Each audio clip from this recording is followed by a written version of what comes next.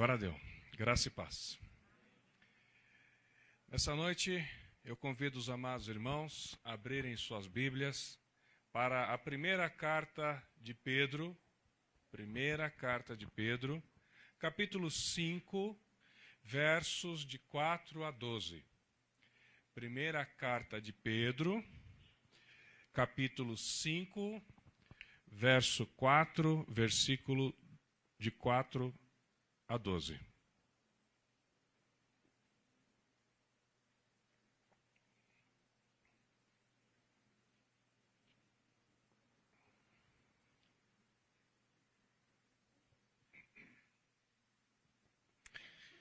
Primeira Pedro 5, de 4 a 12, diz assim: E quando aparecer o sumo pastor, alcançareis a incorruptível coroa da glória. Semelhantemente, vós jovens, sede sujeitos aos anciãos, e sede todos sujeitos uns aos outros, e revesti-vos de humildade, porque Deus resiste aos soberbos, mas dá graça aos humildes. Humilhai-vos, pois, debaixo da potente mão de Deus, para que a seu tempo vos exalte, lançando sobre ele toda a vossa ansiedade, porque ele tem cuidado de vós. Sede sóbrios, vigiai, porque o diabo, vosso adversário, anda em derredor, bramando como um leão, buscando a quem possa tragar. O qual resisti firmes na fé, sabendo que as mesmas aflições se cumprem entre os vossos irmãos no mundo. E o Deus de toda graça, que em Cristo Jesus nos chamou à sua eterna glória, depois de havermos padecido um pouco, Ele mesmo vos aperfeiçoe, confirme, fortifique e estabeleça. A Ele seja a glória e o poderio para todo sempre. Amém. Nós temos conversado há um bom tempo, pelo menos por 3 domingos de ceia, a respeito do Deus que satisfaz. E nós temos estudado isso, o Deus que satisfaz, sobre vários eixos. Nesta noite, eu trago como tema para nós dialogarmos sob a luz da palavra de Deus: Ele tem cuidado de vós. Nesse domingo de comunhão, eu gostaria de conversar com os irmãos sobre esse tema do Deus que satisfaz. Ele tem cuidado de vós. Quando eu leio esse texto de 1 Pedro, não é possível lê-lo sem verificar os 3 entes que estão presentes aqui.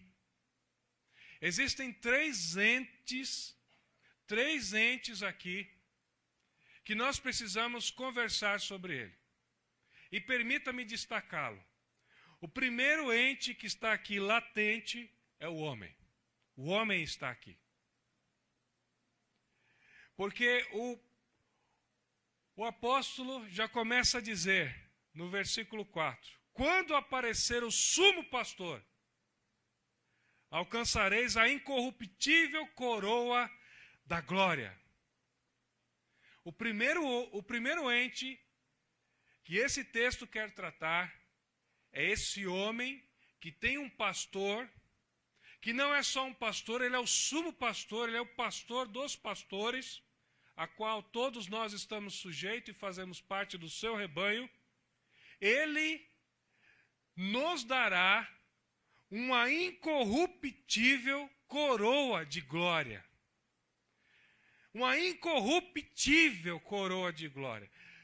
Incorruptível coroa. Não ferruja, não desbota, ela não amassa, ela não mancha. É incorruptível. Isso significa dizer que nem eu, ou você, ou qualquer ser na face da terra poderá causar dano a essa coroa, porque ela é de glória. O segundo ente que eu vejo aqui presente nesse texto é o diabo. O adversário, o acusador. Mas aqui ele se apresenta como aquele que acusa. O diabo que anda ao derredor, buscando a quem possa tragar. Se traga pela boca. E essa é a motivação dele. Consumir os crentes pela boca, devorando, acusando perante o sumo pastor. O último ente que eu vejo aqui, e esse é o soberano, o eterno, e eu peço perdão a ele por chamá-lo de ente, porque ele é o ser supremo, ele é um ser que não tem carências, é supremo, por isso eu reconheço que ente não é mais apropriado para ele, mas o ser que é, como ele mesmo se fala, se chama Deus. Deus está aqui nesse texto. Portanto, nós temos uma trilogia aqui. O homem, Deus e o diabo. E o apóstolo está falando sobre esses três. Ao homem, ele está dando um conselho.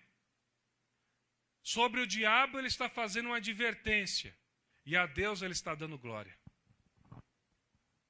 Penso eu que esses três entes devem ser observados assim na sua e na minha vida. Ao homem que está em nós e que ainda não alcançamos essa coroa incorruptível, nós temos que seguir os conselhos do mestre, o sumo pastor. Ao diabo, eu e você temos que tomar cuidado, porque ainda que pensamos que estamos em pé, temos que cuidar, porque ele está ao nosso derredor, buscando nos tragar. E quanto a Deus, o que quer que eu faça, ou o que quer que eu não faça, o faço ou deixo de fazer para a glória do Senhor. Olhando para esse texto, meus amados irmãos, eu fico vendo os conselhos que Pedro dá para o homem. Pedro adverte o homem na sua juventude e Pedro adverte o homem na sua experiência, na sua idade de experiência, na fase adulta. Ao jovem ele diz: jovem, não seja soberbo, se humilhe, porque Deus dá graça aos humildes, mas resiste aos soberbos. Ao ancião, Paulo aconselha: vocês vão dar conselho para esses jovens aí. Porque eu estou pedindo para eles se sujeitarem a vocês. Então vocês, homens experientes e mulheres experientes, têm um compromisso com a mocidade de ensiná-los o caminho de Deus, a humildade e a mansidão. E quando eu olho para esse texto também, vejo a vida real do homem, eu percebo que o seu coração está repleto de insatisfação. Porque o que eu mais vejo são jovens que não se humilham.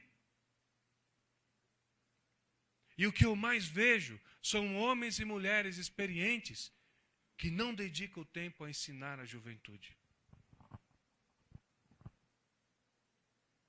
E Pedro está aqui, trazendo um conselho tremendo. Jovem, se sujeita, porque Deus não tem alegria, nem se agrada da soberba. Se sujeita. É bênção sujeitar-se.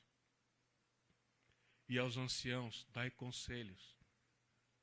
O que você aprendeu de bom do Senhor, dai conselhos.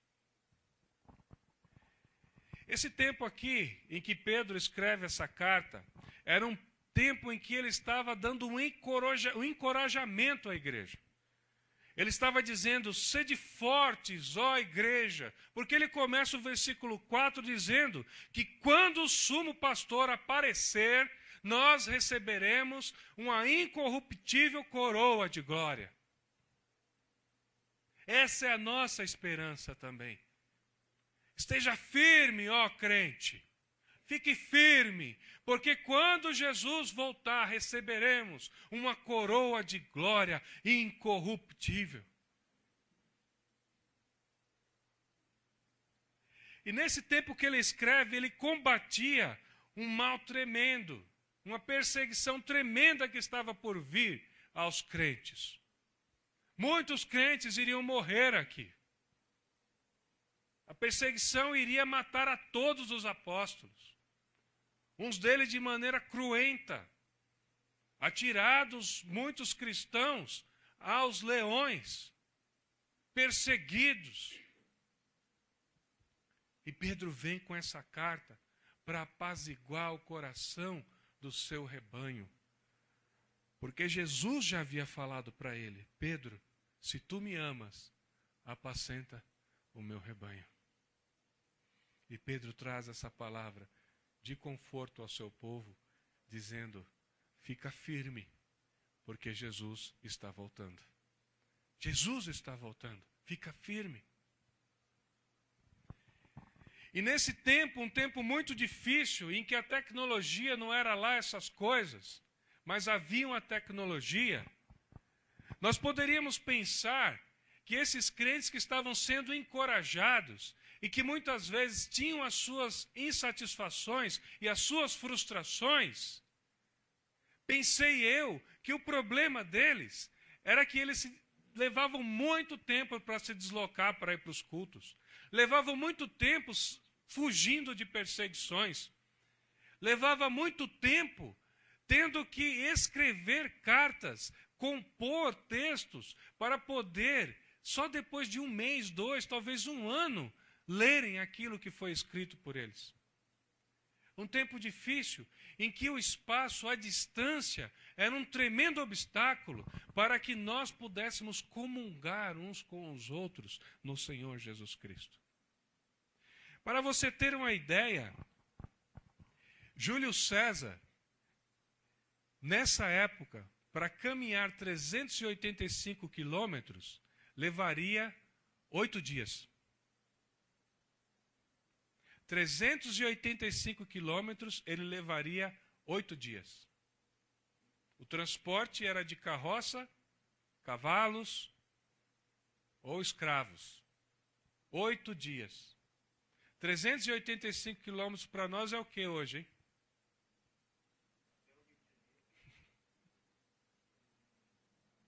É ir para voltar em Campinas, né? É uma coisa quase um pouquinho mais, né? Talvez Sorocaba. A gente faz isso, né? 8 dias. Meu pai. Nem para ir para a Bahia de ônibus dá tudo isso. 8 dias.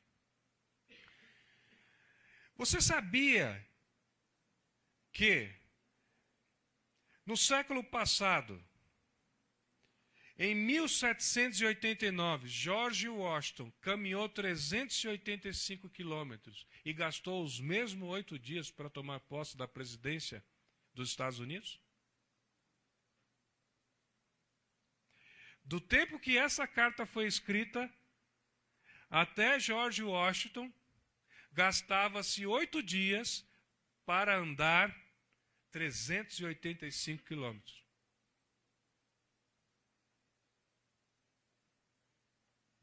Hoje, 385 quilômetros nós fazemos em poucas horas.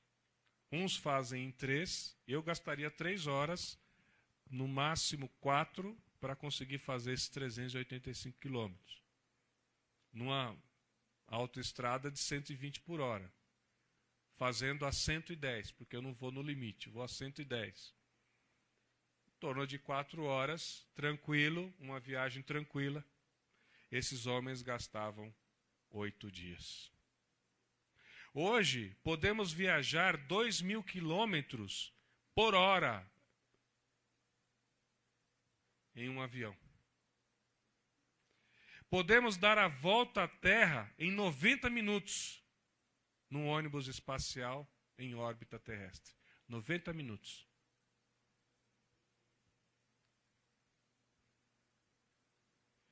Mas você sabe o que é interessante? Dar a volta à Terra em 90 minutos me dá bastante tempo para mim mesmo. Andar 385 km por hora em 4 horas e não em 8 dias, dá muito tempo para mim mesmo. Mas a verdade é que, no tempo que essa carta foi escrita, e no tempo que hoje nós estamos, a insatisfação do homem é a mesma. Então o problema do homem não é ter tempo para si mesmo, nem se deslocar geograficamente de maneira mais rápida, mais veloz. O problema não está aí. Hoje, nós estamos tão sofisticados que agora nós podemos falar com a irmã Sumier com um clique. Está do outro lado do mundo. Eu não preciso mais de 90 minutos para dar a volta na Terra. 3 cliques eu resolvo o meu problema. 3 cliques eu dei a volta ao mundo. Meu problema, enquanto homem, não é geográfico, não é tempo. Apesar de dizerem que tempo é dinheiro, e a Bíblia dizer que nós não podemos acrescentar sequer um segundo à nossa vida. Mas o nosso problema não é geográfico. Nesse tempo aqui a igreja passava necessidade. A igreja era perseguida, portanto passava necessidade. E a história da humanidade é repleta de histórias de necessidade. Até hoje nós temos necessitados neste mundo. Enquanto que nós, brasileiros, desperdiçamos toneladas de alimento, existem pessoas nesse país que passam fome. Nós jogamos toneladas de alimento fora todos os anos. Dava para acabar com a fome na África. Mas ainda assim existem pessoas famintas. Portanto, a necessidade física que da época que essa carta foi escrita ainda é a necessidade física do homem hoje. No entanto, o homem continua insatisfeito.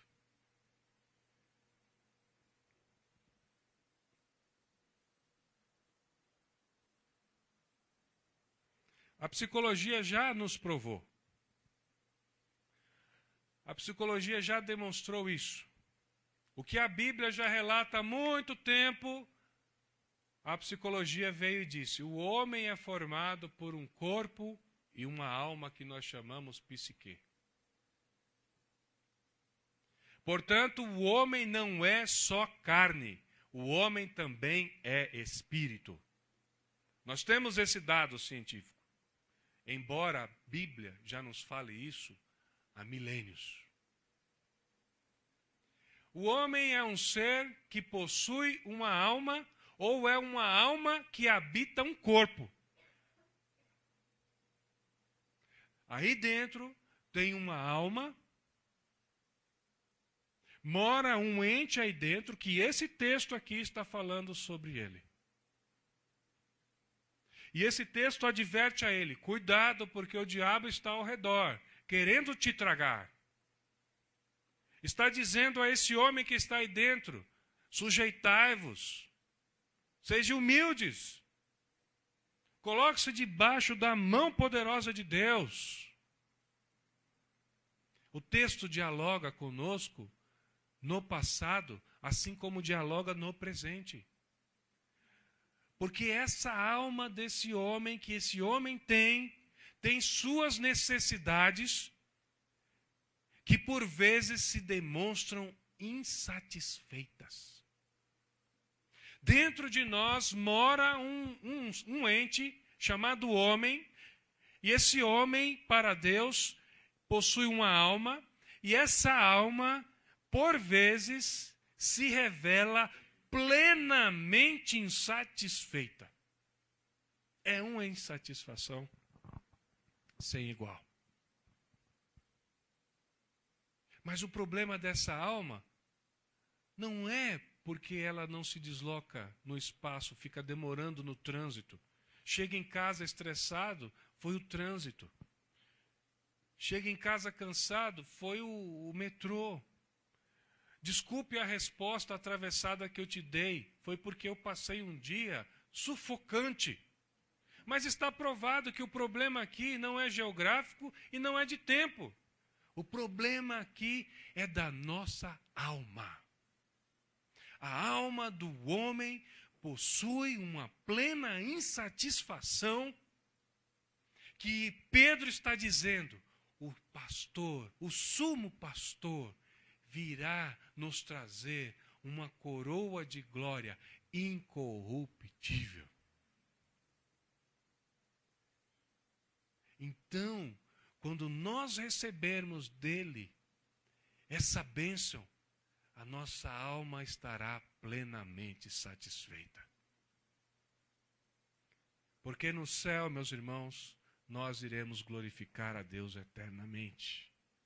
Eu não sei o que você pensa sobre glória de Deus, mas eu sei o que o mundo tem me dito sobre isso, que é uma coisa chata, é uma coisa maçante, ficar a eternidade falando aleluia, aleluia, aleluia, aleluia, porque eles falam daquilo que não sabem, são eternos insatisfeitos, porque quando eu receber essa coroa de glória e você também, aleluia para nós vai ter um outro sabor, vai ter o sabor da perfeição de um Deus que nos sustenta com seu poder e glória.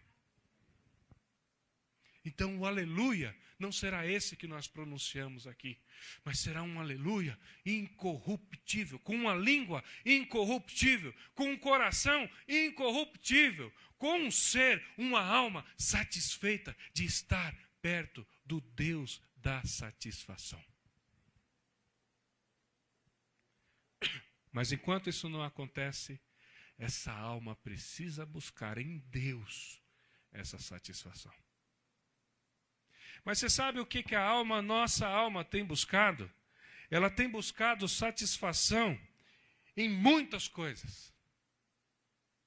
Tentando se enganar, pensando que naquilo que nós buscamos vai nos produzir e vai preencher esse vazio que só a vontade de Deus pode preencher. Só Deus pode preencher essa ansiedade que está no coração desse homem, a qual Pedro está escrevendo. A ansiedade que você sente, jovem, ela será satisfeita com a submissão. Sujeitai-vos. A ansiedade que você, homem experiente, sente, será satisfeita com a orientação que você vai dar para esse jovem tão inexperiente. A satisfação da nossa alma, ela estará completa quando nós nos sujeitarmos à poderosa mão de Deus. Mas você pensa que vai ser fácil? Você pensa que vai ser fácil? Pensa que depois que o culto acabar, que nós nos cumprimentarmos, tomarmos aquele café saboroso, brincarmos um com o outro e contarmos as experiências da semana, você pensa que resolveu o problema? O diabo, o vosso inimigo e adversário, anda ao vosso derredor, bramando como um leão, buscando vos tragar. É isso que o texto está dizendo. Vigiai, ó crente, resisti, crente, permaneça firme, crente, porque a coroa de glória está esperando por você e por mim.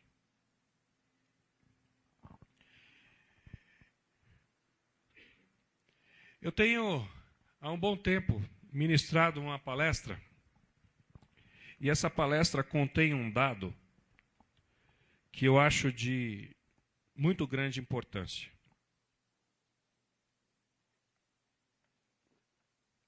E eu ainda não compartilhei esse dado completamente com a igreja. Mas ontem, falando para alguns professores, e eu queria que a igreja orasse por isso, a nossa igreja tem desenvolvido um trabalho numa escola pública, aqui perto da igreja. Você sabe qual é essa escola? E ontem Deus nos deu a oportunidade de pregarmos para mais de 40 professores. Foi uma bênção. Como eu glorifiquei a Deus. Eu não conseguia nem dormir direito. Porque Deus nos abriu essa porta tremenda.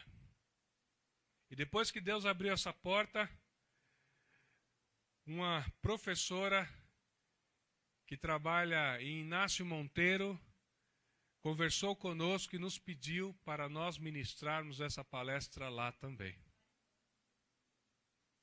Amém. Glória a Deus. Ore por isso, igreja, porque ela me disse que vai me ligar esta semana.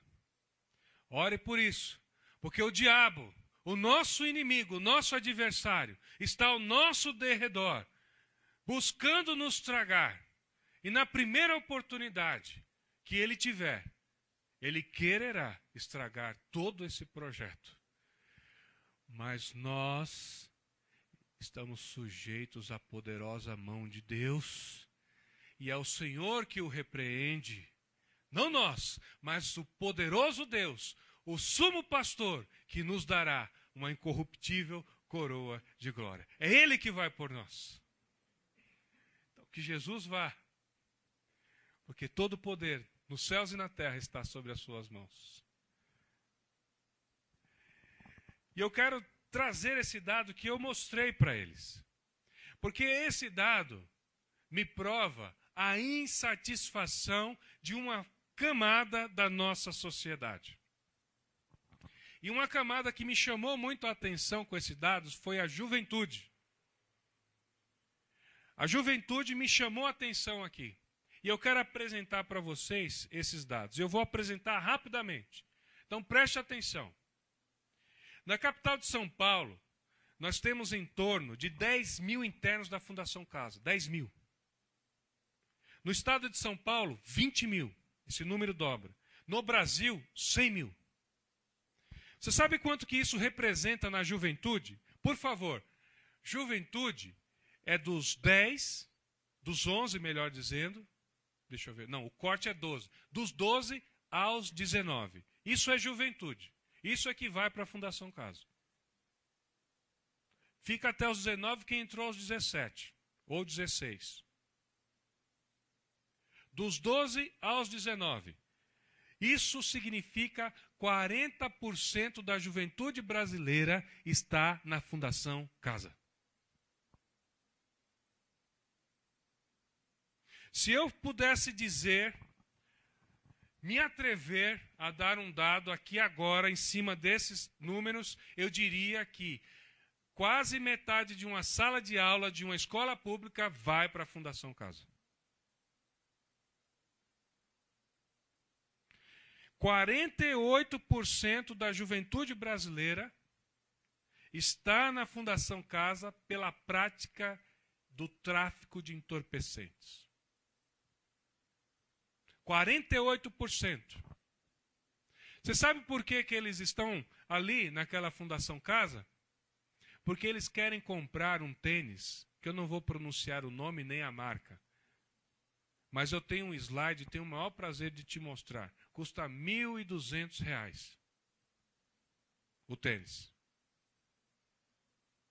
A juventude já sabe qual tênis que eu estou falando.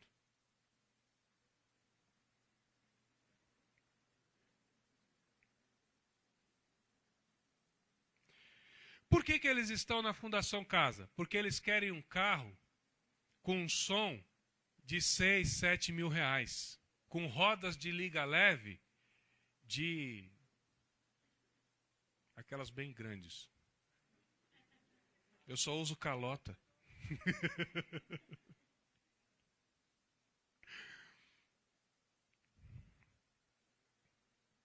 Eles querem uma roupa de grife, Eles querem uma comida de grife. E o tráfico acena para eles dizendo, venha ganhar entre R$1.000 e R$1.500 por semana. Você não precisa estudar, você não precisa respeitar ninguém, você não precisa obedecer a nenhuma ordem, você só faz o que eu mando. Só a mim você obedece, o resto você pode fazer o que você quiser.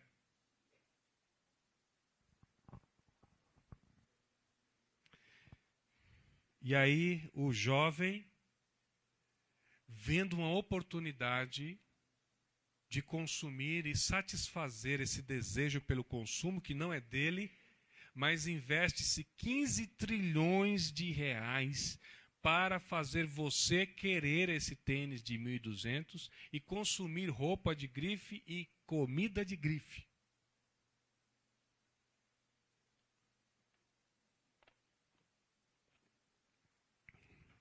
Já que eu dei um dado em valor, 15 trilhões em marketing, eu quero dar um valor de quanto custa para você manter um jovem desse na Fundação Casa. Quer saber? Venha para a pregação no domingo que vem. Aí não, né? Aí você fica bravo comigo. Quanto custa manter um jovem desse por mês? Quantos? R$7.100 por mês. Quanto custa manter um jovem desse por ano? Quantos? Por ano. R$85.200 por ano. São quantos que tem na capital? 10 mil. Vamos fazer uma continha? 71 milhões para manter um jovem na capital. 805, melhor dizendo, desculpa, eu fiz um dado errado aqui. 71 milhões para manter esse jovem por mês na capital. 852 milhões para manter todos os jovens da capital. 1.704 milhões para manter os 20 mil do Estado. E 8.520 milhões para manter os 100 mil do país.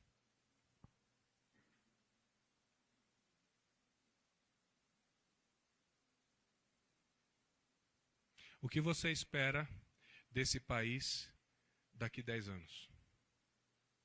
Eles estarão na rua. E o que eles aprenderam lá dentro?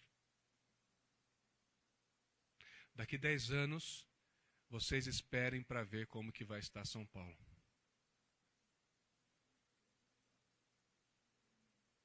Só esperar para ver. Tá pior São Paulo? Ainda há pouco eu vi no Facebook uma irmã dizendo assim, irmãos, cuidado, porque tem 2 motoqueiros fazendo arrastão das 4 às 6 da manhã nos pontos aqui da Coab. Minha esposa foi para minha cidade natal, eu chorei 3 dias. Deixa eu fazer o meu merchandising aqui, porque ela foi, depois que ela voltou, aí me trouxe notícias. E ela me trouxe notícias assim, 8 horas, toque de recolher na minha cidade. Se você for olhar a minha cidade no mapa, você tem que olhar com lupa. Eu dormia na minha casa com as portas abertas. Eu não fechava as janelas, não tinham grades. As janelas, eu entrava pelas janelas, eu nem pulava para entrar dentro de casa pela janela. Alto, né? Só passava a perna assim e entrava. Hoje, toque de recolher às 8 horas. Ninguém quer sair na rua às 8 horas. 100 mil pessoas, jovens, numa Fundação Casa. Irmãos, nós temos que vir aqui orar, viu? Nós temos que orar por esse país. Pastor Roberto falou aqui, só não é pior porque a igreja está orando. E ele tem razão. O Espírito Santo de Deus, que habita no corpo desse crente, que fala para esse homem que está aí dentro, fazer a vontade de Deus, é esse Espírito, esse mesmo Espírito que habita em nós, que segura o mal dominar nessa terra. E enquanto Ele estiver aqui habitando a nós, vai ser assim. Mas se sujeita à poderosa mão de Deus, crente. Fica debaixo da mão de Deus, porque Deus é bom. Então o problema aqui do homem não é o espaço geográfico. O problema do homem não é comida. O problema do homem não é tempo. O problema do homem é a sua alma. A sua alma precisa se sujeitar à poderosa mão de quem? De Deus. E eu tenho falado e vou repetir, porque a pedagogia do nosso Deus é a pedagogia do reforço. Ele está sempre chamando a nossa atenção, está sempre mostrando a vontade dele. E para que o homem se sujeite à poderosa mão de Deus, tem 3 pilares. Você sabe quais são? Leitura bíblica, oração e prática da palavra. É simples. Mas é fácil? É simples demais. Nós sabemos a resposta. Então o problema aqui do homem não é esses que foram citados, mas é a sua alma que precisa se sujeitar à mão de Deus. O outro ente que eu vejo aqui é o diabo. Então a gente tem o costume de dizer assim: isso é obra do diabo, olha como o diabo é sujo, olha o que ele fez, se levantou contra mim, mas ele levanta para cair, não é esse o jargão que a gente ouve? O inimigo levanta para cair.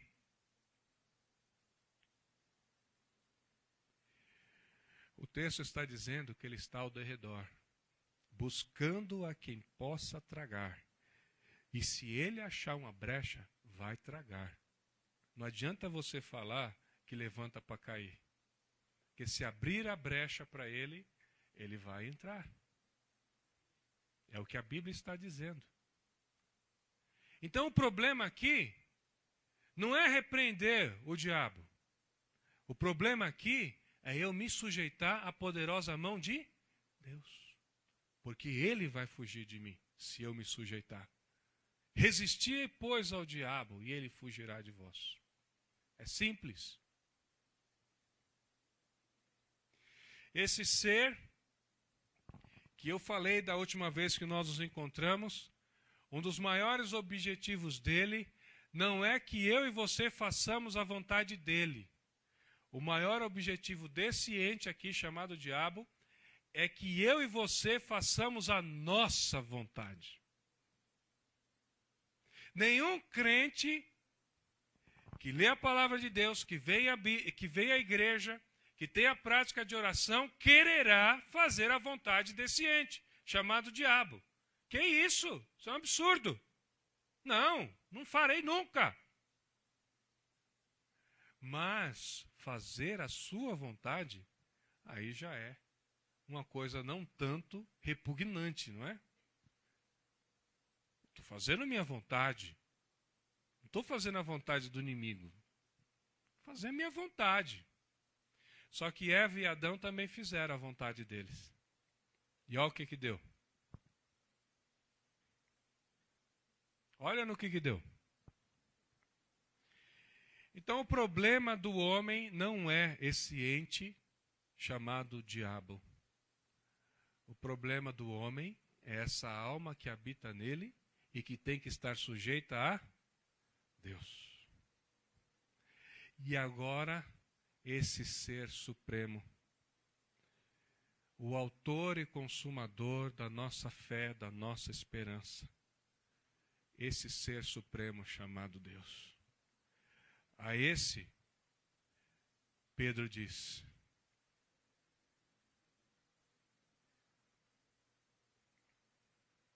e o Deus de toda graça, que em Cristo Jesus nos chamou à sua eterna glória, depois de havermos padecido um pouco, Ele mesmo vos aperfeiçoe.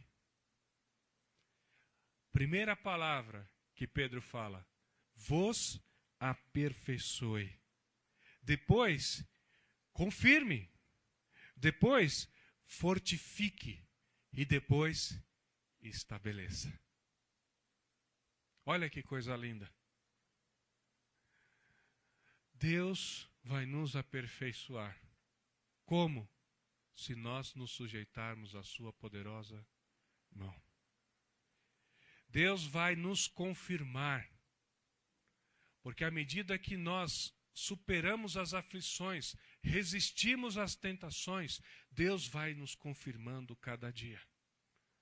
Como Tiago diz no capítulo 1, o homem que passa por essas provações esteja muito feliz, porque no final, quando for passar todas as provações, ele poderá ser aprovado e receberá de Deus a coroa da vida. Que Ele nos confirme. Que Deus confirme a nossa fé a cada dia diante dessas aflições que nós passamos no mundo e consigamos resistir. Porque o objetivo dessa carta é dizer para o crente, fica firme. Apesar desse dado chocante que eu trouxe, esse dado relevante que tira uma fotografia da nossa juventude e que nos faz ter uma projeção de futuro, uma projeção de nos perguntarmos como será essa cidade, esse estado, esse país daqui 10 anos, com essas pessoas, 100 mil presas. Fora as penitenciárias, hein? Eu não trouxe dado de penitenciária. Embora essa perspectiva seja uma perspectiva negativa, a palavra de Deus para o crente é uma palavra que produz uma perspectiva de esperança. Porque para o crente não é daqui 10 anos que nós vamos esperar coisas ruins. Para o crente nós vamos esperar a coroa de glória que é incorruptível. Essa é a nossa esperança. Mas enquanto estivermos aqui, sujeitemo-nos à poderosa mão de Deus, repreendamos o jovem na sua soberba, e o jovem aprenda com os anciãos, e os anciãos ensinem os mais novos no caminho em que deve andar. É isso que Deus quer de nós, ó Igreja do Senhor. É isso que Deus quer de você e da minha família.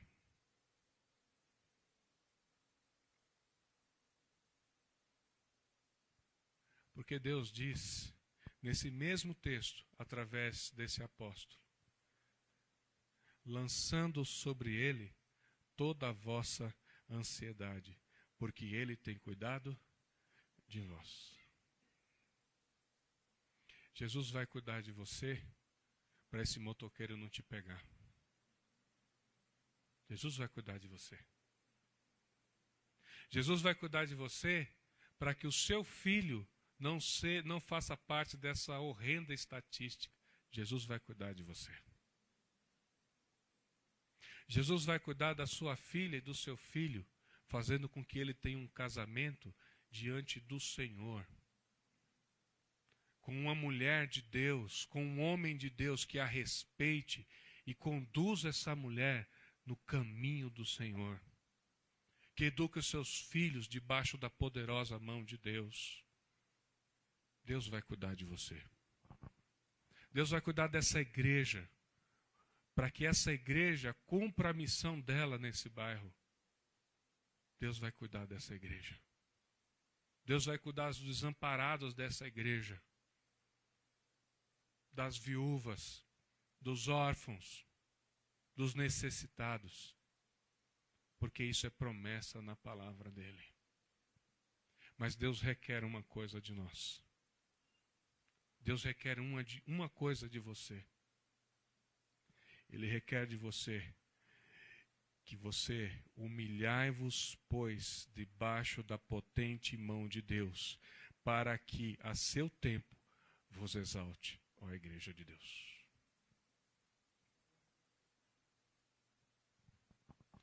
Ele tem cuidado de vós até aqui. Eu nunca me esqueço de uma reflexão que eu fiz a respeito desse texto, quando o servo de Deus pôs uma pedra e disse, até aqui nos ajudou o Senhor. Eu não gosto dessa tradução do passado. Até aqui nos ajudou o Senhor. Eu não gosto. Eu prefiro o gerúndio ou o particípio, que ficaria assim: até aqui está nos ajudando o Senhor, porque Ele não parou de ajudar. Ou do particípio: até aqui tem nos ajudado o Senhor, porque Ele não parou a sua boa obra. Porque aquele que começou a boa obra em mim e você é fiel para terminá-la e cumpri-la e nos dar a coroa incorruptível de glória.